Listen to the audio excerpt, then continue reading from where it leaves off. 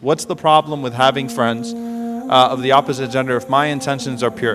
How many of you have ever seen the clip, Why Guys and Girls Can't Be Friends? Raise your hands. Tayyib. You need to watch it. I promise you it's not a sheikh.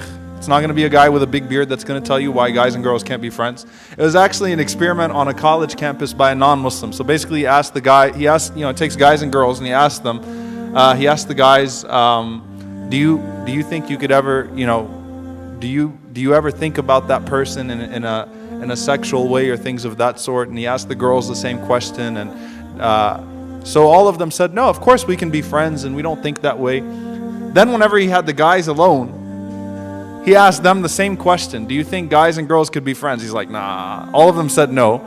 And all the girls were like, yeah, of course. Then he asked the girls, he said, well, do you think that if you opened yourself up to a relationship with him that he'd be willing to engage in a relationship with you? And they were like, oh yeah, of course. And so the point was, the end of the experiment was, guys and girls can't be friends, of course, in that regard. The point is, and I'm not an advocate for, I think that, subhanAllah, Sheikh Salman al-Auda once said something very powerful. He said, if you close the doors to that which is permissible, people will break the doors.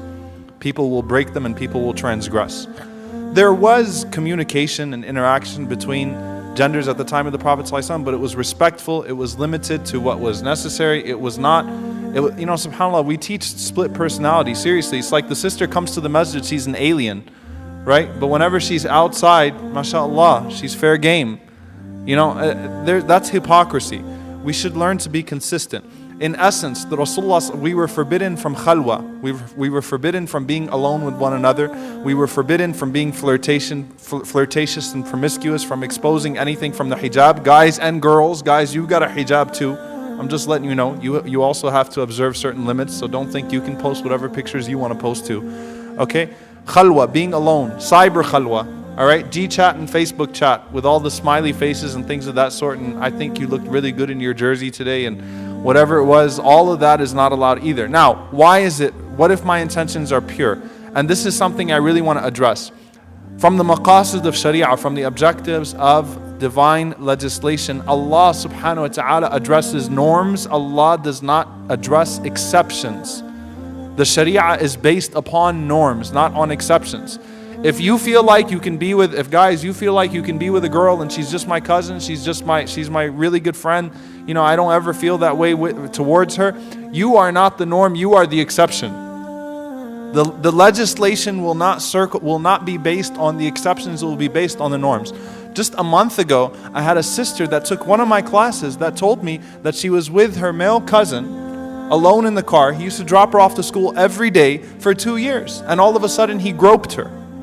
They're both masjid goers. She didn't know how to deal with it. She said, I never expected it. I never thought of him that way, but obviously he was thinking of me that way. And that's the first thing that's wrong with this question. My intentions were pure. How can you know the intentions of the other person? You cannot know the intentions. And let me just tell you something, sisters. Guys play a lot of games. No offense, man. Brothers, just cover your ears. We are not who you think we are sometimes. Okay?